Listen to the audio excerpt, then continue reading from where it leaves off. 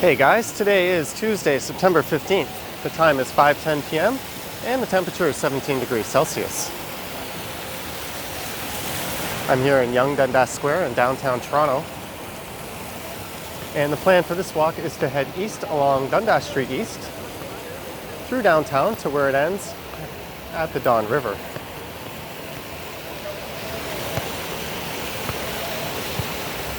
Looks like there's some kind of fashion shoot going on right now.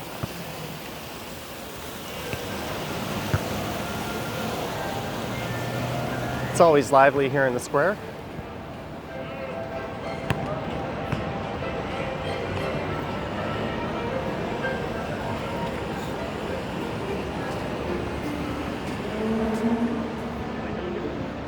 I'll head on over to Dundas Street.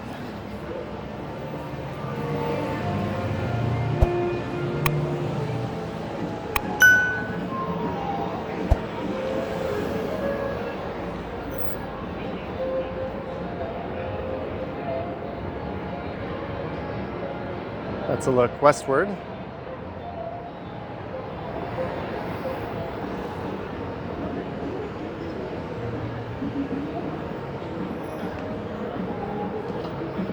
And now I'm walking east on Dundas. The entire walk should be somewhere around 2.5 kilometers. And I don't think it'll take very long, maybe around 25-30 minutes.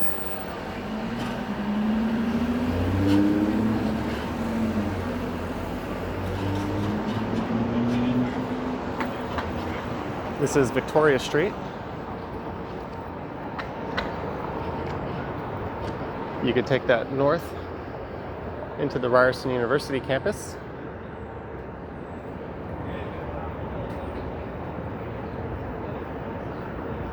And on the corner here is the former Torch building. This was built it opened in 2004. It was originally a celebration of the Olympics. However, that venture fizzled out, and in 2009 it became the headquarters for City TV after they moved here from their Queen Street West location. And of course, just on the other side of Dundas Square is the Eaton Centre.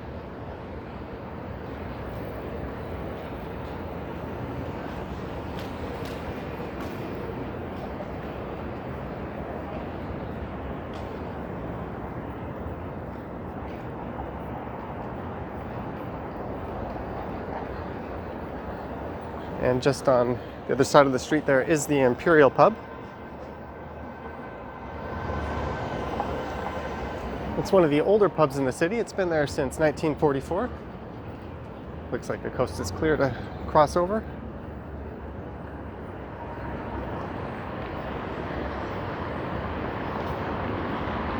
They do have a fairly nice patio up here at the back.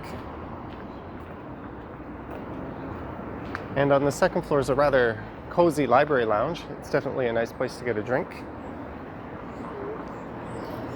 providing you can get service there. We've had some problems getting service in the last few times I visited, so I guess amongst myself and my friends who go out drinking, we've decided to stop coming here, which is a shame because it's quite a nice place.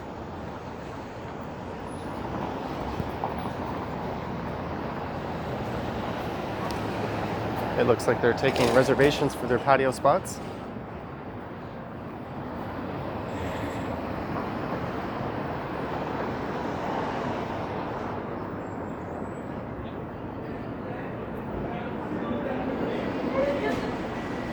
And this area I'm in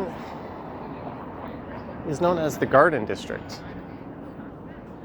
That would cover from Yonge Street over to Sherbourne Street.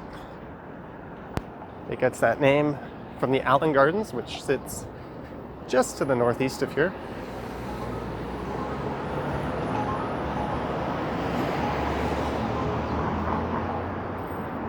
This new ramen restaurant, Hokkaido Santuka, is usually quite busy and lined up.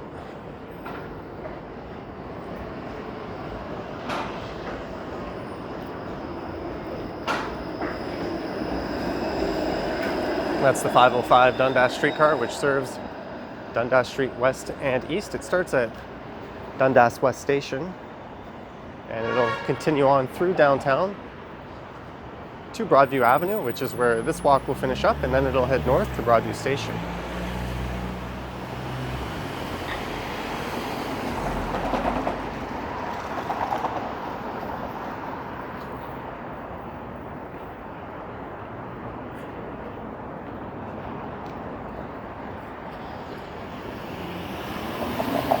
This here is Church Street, and just to the north you'll find more of the Ryerson University campus, and further north you'll get to the Church and Wellesley Village neighborhood.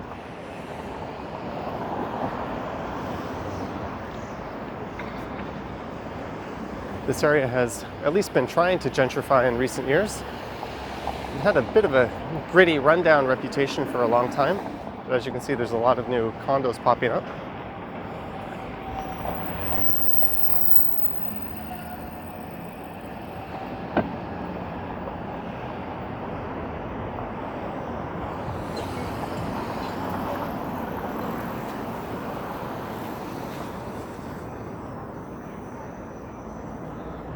And further east along Dundas, we'll be going by the Regent Park neighborhood,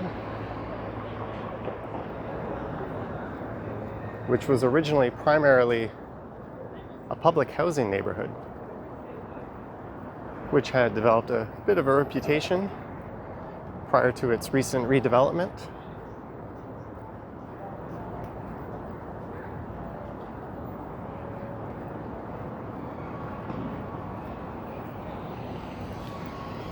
Overall, though, I would say this area certainly feels quite safe.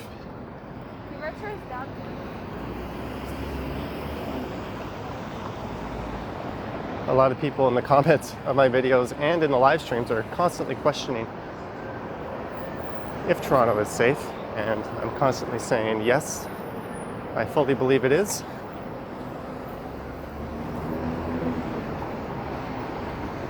I think the random violent crime stats are quite low.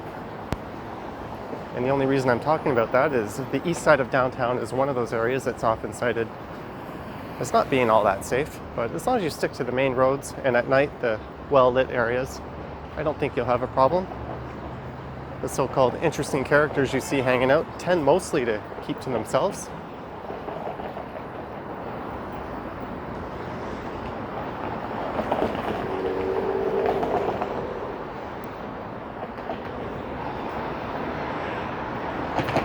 And this here is Jarvis Street.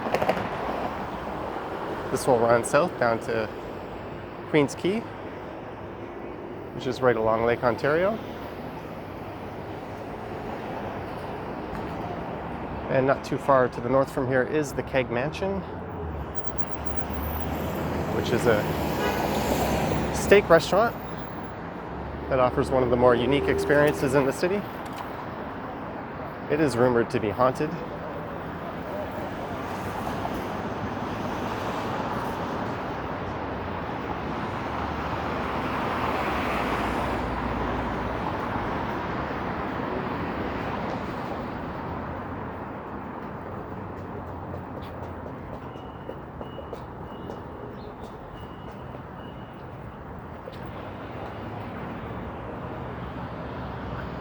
And coming up is George Street with a rather iconic building on the corner,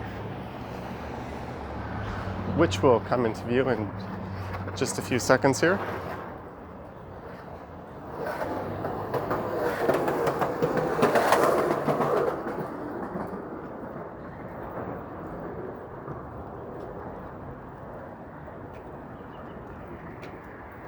And there it is, the somewhat infamous Fillmore's Hotel. It's also a strip club.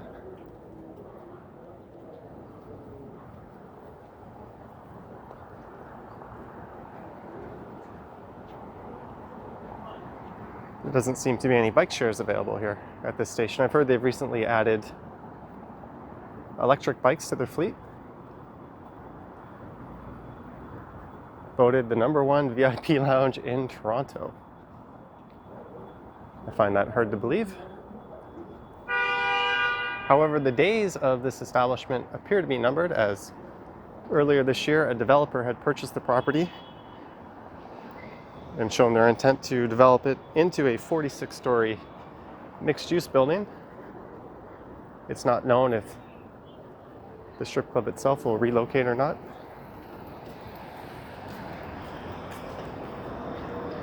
And I think it opened sometime in the mid-80s in its current state. It was originally an apartment building.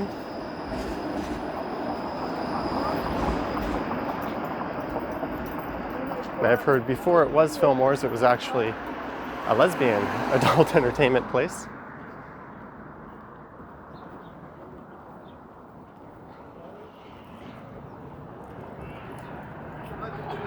I'm not sure, I'll be sad to see it go, but at least part of the redevelopment will include preserving the facade, which is good because it's a rather grand old building.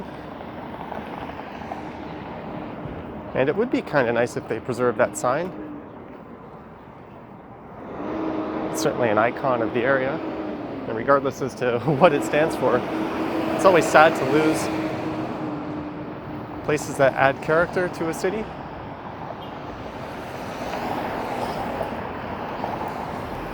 For what it's worth, I looked it up on TripAdvisor on my way over, and the hotel got 3 stars, so that's not terrible. I've never actually been there myself. And there's a Papa John's. You don't see too many of those around Toronto. There's a rather interesting redevelopment of this property over here.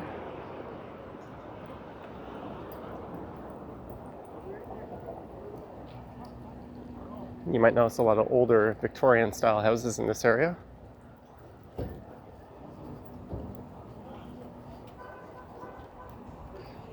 And that's because the street up ahead is Sherbourne Street, and from Sherbourne over to Parliament, this area is considered Cabbagetown South. Cabbagetown is known for its Victorian houses. And just east of Parliament would be Regent Park, where much of Cabbagetown was demolished to make way for the public housing complexes.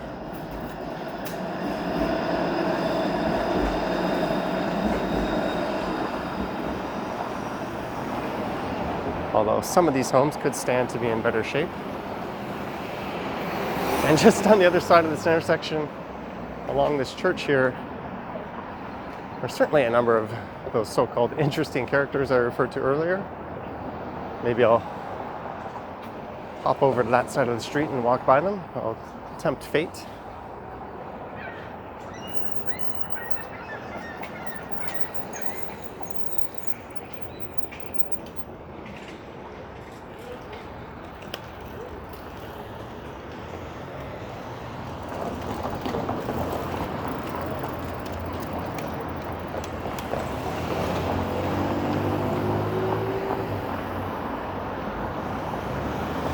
This restaurant here at King Palace is a well-known Pakistani restaurant.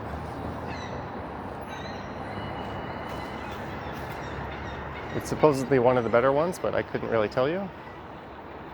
And there's All Saints Community Center, or Church Community Center, which I'm about to walk in front of.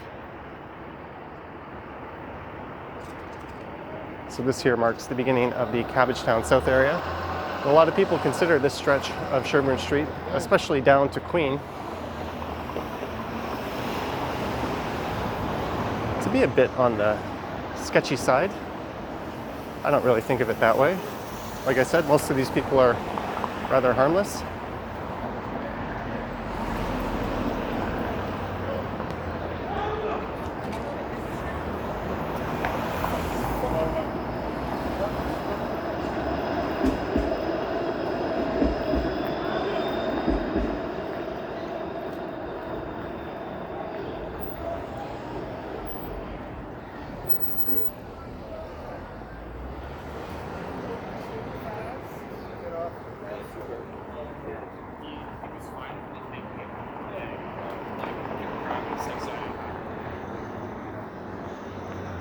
See, that wasn't so bad. I have been down here at night before, and it's exactly the same experience. If you don't bother them, they tend not to bother you.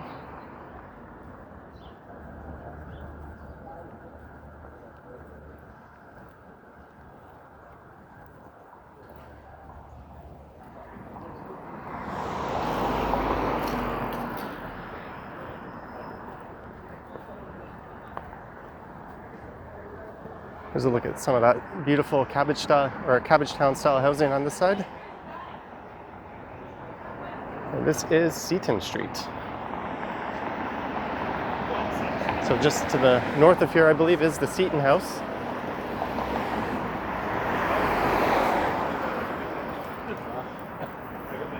Which is a homeless shelter that was slated to close this year, but it still seems to be open.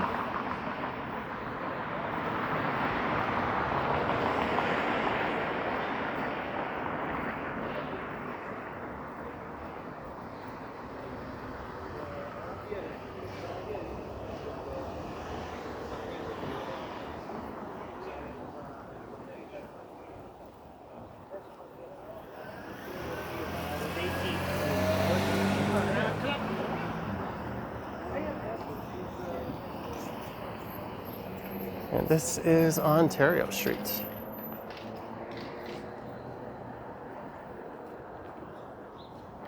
The coast is all clear. I don't mind jaywalking when it's entirely clear to do so.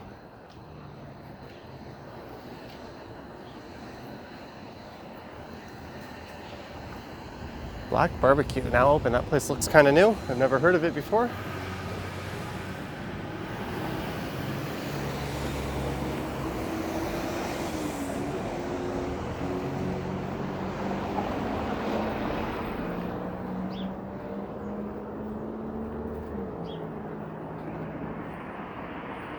And if you're wondering, a lot of these properties on the left do date back to somewhere around the late 1870s or so. Some of them do have that heritage status.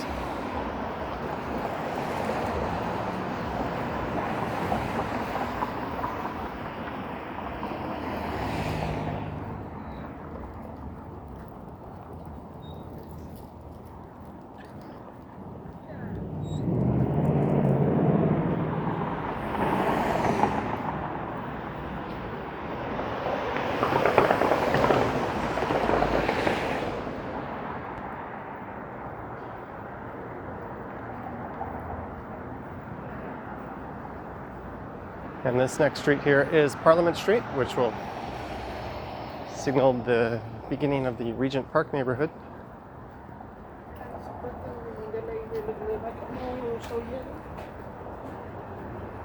I'll actually be walking along the south end of Regent Park itself. And then just beyond that will be River Street, and then the Don Valley Parkway and Don River, which will cross over and finish up at Broadview Avenue.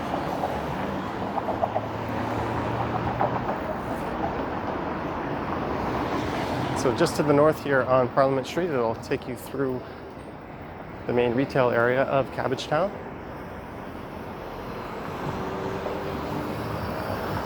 And you could follow it south down to the Distillery District area.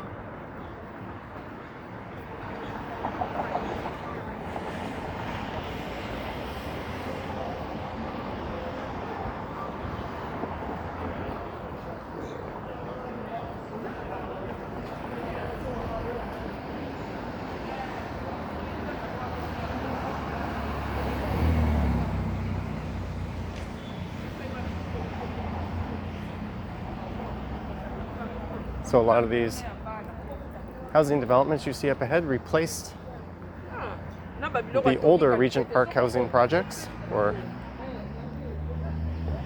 apartments, I guess you could say.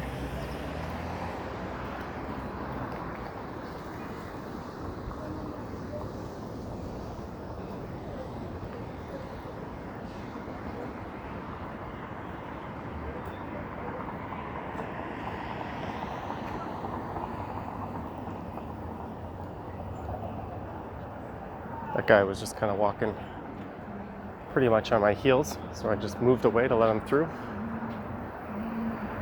Occasionally you get the odd person eavesdropping on the guy talking to himself on the street with the camera. That's okay.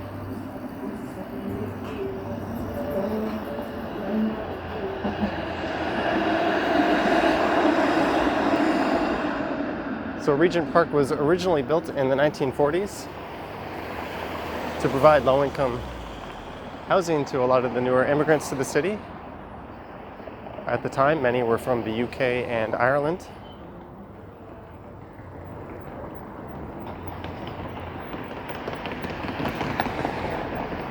And as time went on, the developments became in a further state of disrepair, and it eventually became known as a bit of a slummy area. And in the 80s and 90s, it was particularly notable for its high crime and drug use. So a decision was made to redevelop the area. A number of the new housing units here are geared towards lower income.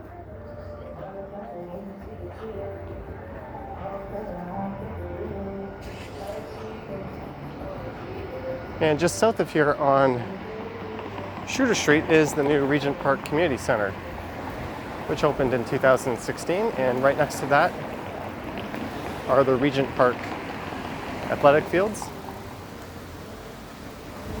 which opened around the same time. So there's been a lot of amenities added to citizens in this area.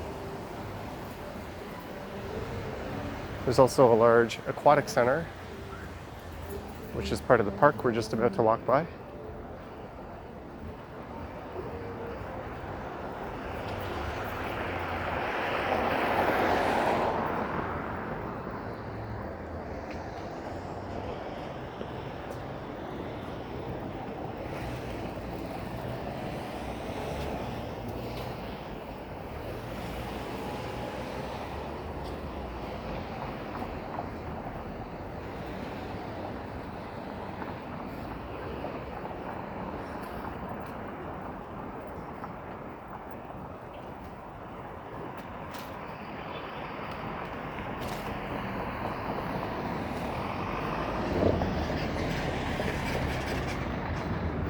And just on the other side of this park are some more housing developments which front Gerrard Street.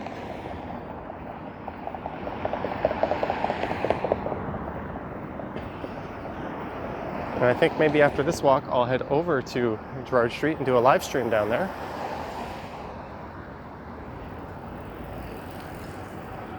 Here's a look at some of the new housing developments in the area. Just in behind there are the athletic fields.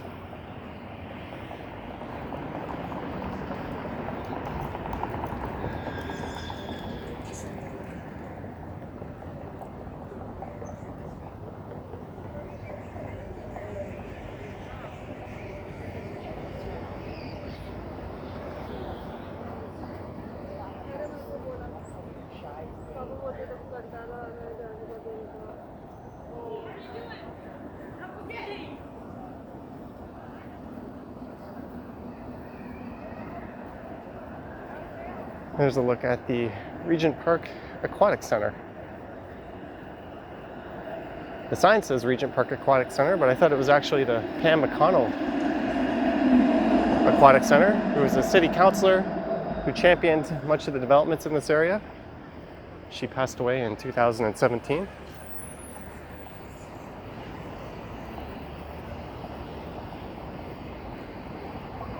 So it'll be real neat to come back here in 10 years once all this construction is finished with and the area's had a bit of time to age and settle in, and see just how well this new community is turning out. And it looks like I probably want to get on the south side of the street here.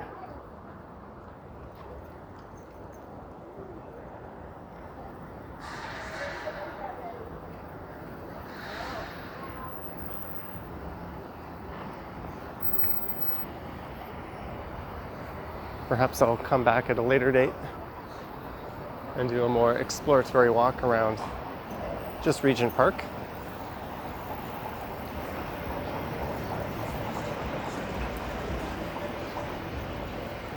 And just to the north of here is St. Jamestown, which would be another interesting neighborhood to do a similar kind of walk around.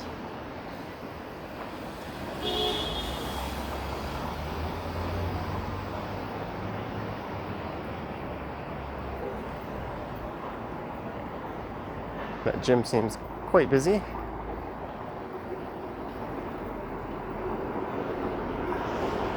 It remains to be seen if they'll be allowed to stay open much longer given the recent spike of coronavirus cases. I think over the last few weeks, the number of positive tests have doubled in the province.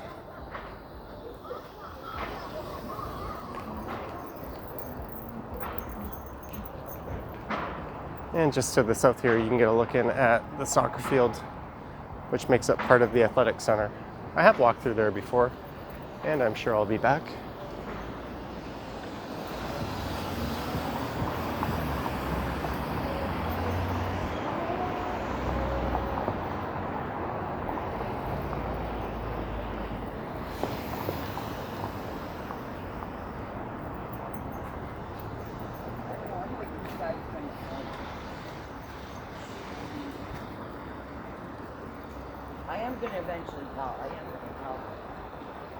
And this here is River Street, which will head north up into Cabbagetown. And to the south, it'll become Lower River Street, and you'll pass through Underpass Park on the way. And it'll come to an end around Corkdown Commons Park in the Canary District.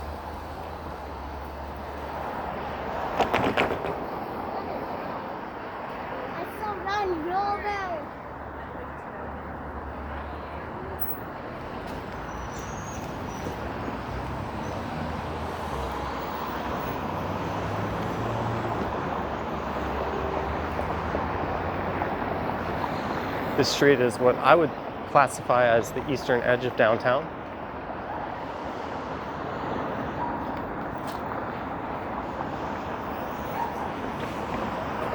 Although on most maps, the Don River is considered the border. I don't really think it matters.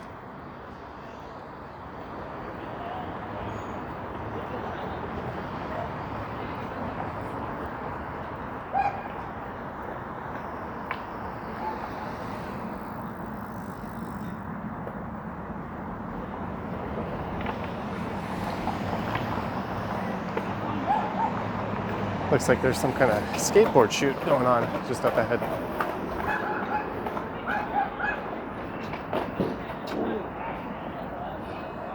Don't think they'll be using that cut.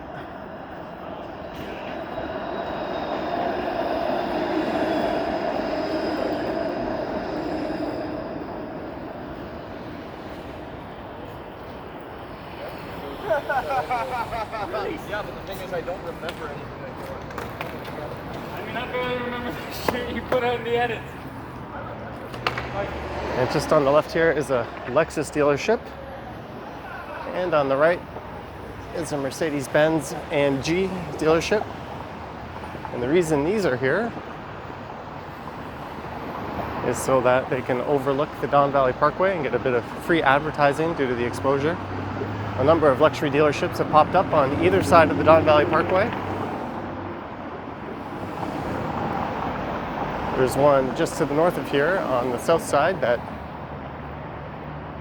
has a sign that indicates they sell Bentleys and Rolls-Royce and Bugatti, Aston Martin and Lamborghini. And I think there's a Land Rover dealership just to the south of that. I think the first one to spring up along the Don Valley Parkway was a BMW dealership that sort of kicked off that trend.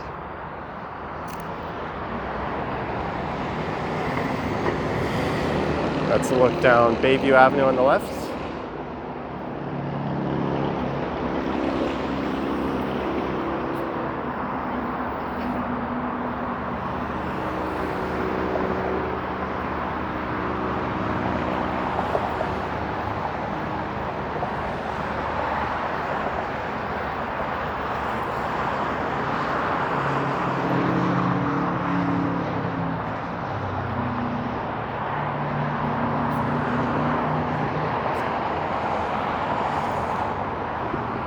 That would be the Don River with a duck happily floating down. And in a second, we'll take a peek down at the Don Valley Parkway, sometimes lovingly referred to as the Don Valley parking lot.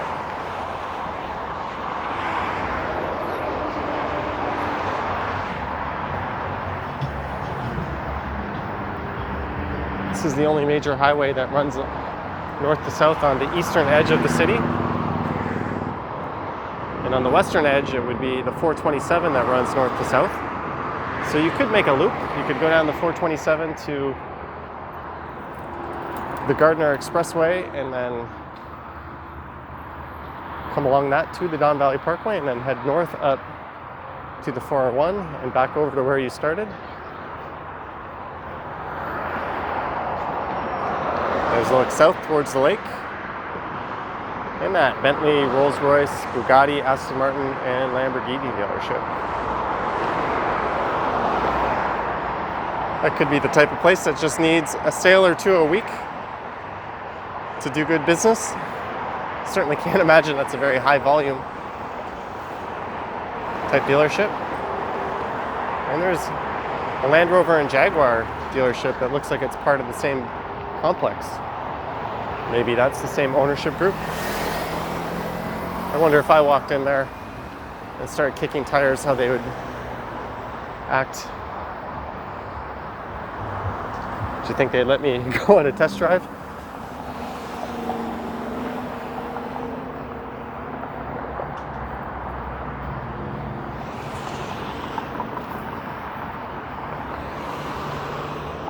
And according to this sign, we are in the Riverside district, which I think is part of the Riverdale neighborhood.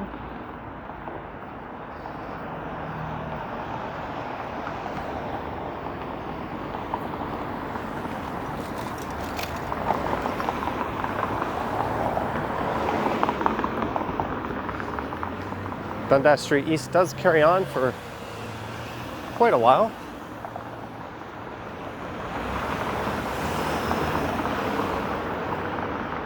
It's mostly residential with some commercial retail properties.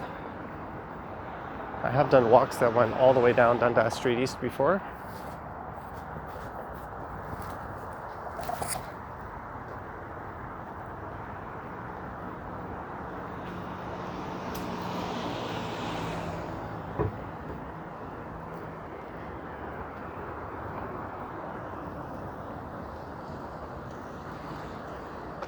Sadly, it looks like Don's Milk convenience store is no longer around.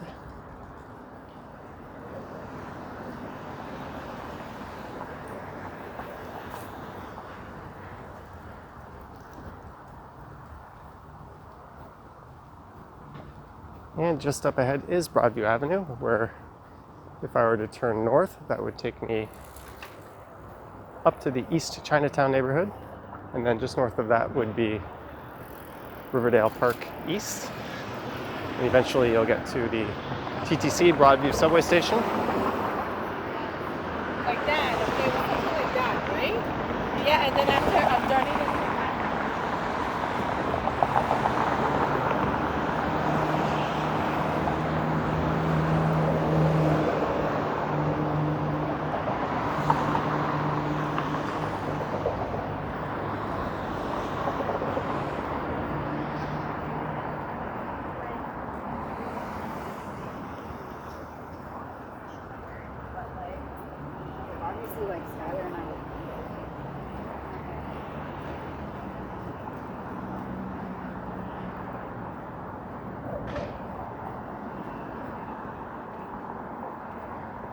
And here we go, the Dundas Street East and Broadview Avenue intersection.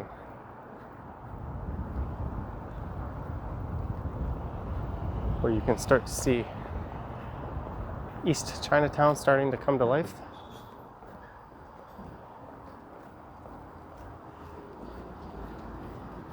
I'm actually just going to continue this walk north up to Dundas Street East and Gerrard, and then I think I'll hop on a bus and take that back towards downtown, and then maybe I'll grab a bite to eat and fire up a live stream.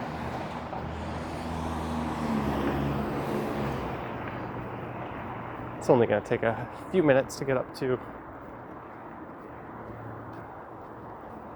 Broadview and Gerrard anyways.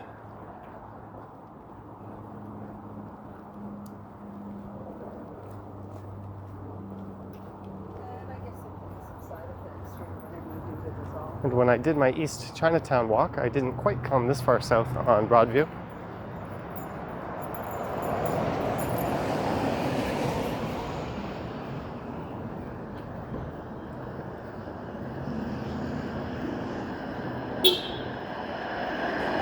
That's the 505 Dundas streetcar, so that'll be turning along Dundas, where I just walked through.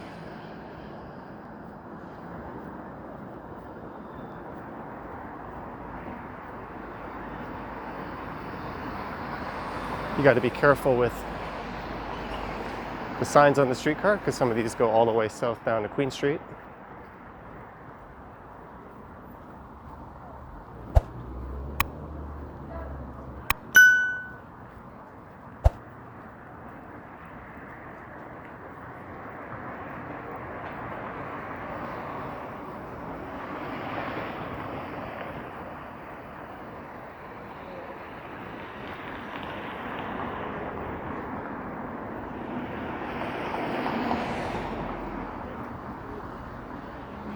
Men's haircut, $13.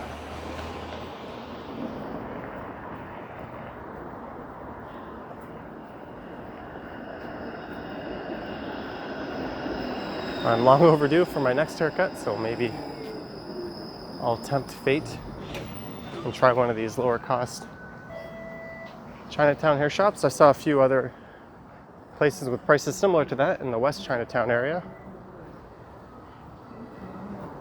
I've grown a bit tired of ending up paying somewhere around $50 for a haircut. After a few weeks, once it starts to grow in, it doesn't really matter where you got it done anyways.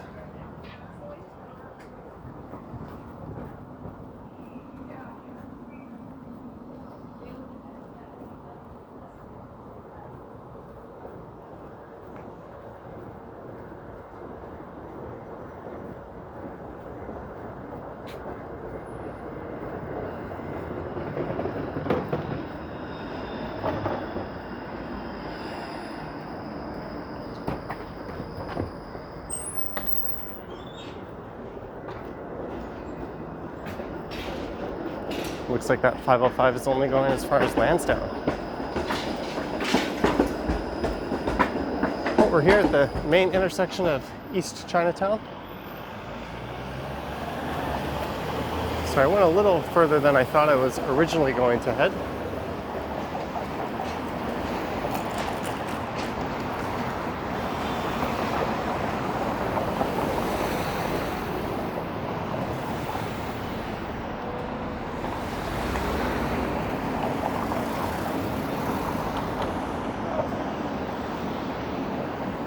And maybe I'll pop into that AMW and grab a bite.